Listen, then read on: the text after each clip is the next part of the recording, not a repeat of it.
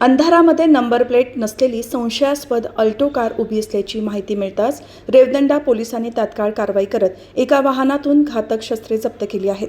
या प्रकरणी पोलिसांनी 3 जणांना अटक केली असून ते अहमदनगर जिल्ह्यातील असल्याचे तपासात निष्पन्न झाले आहे.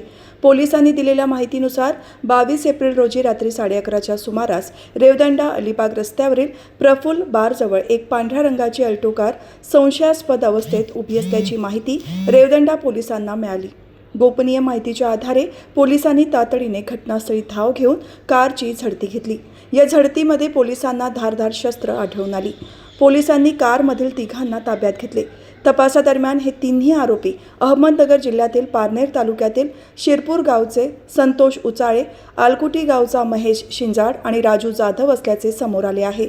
रेवदंडा पोलिसांनी या तिन्ही आरोपींना शस्त्र आणि कारसह ताब्यात घेतले असून पुढील तपास सुरू आहे.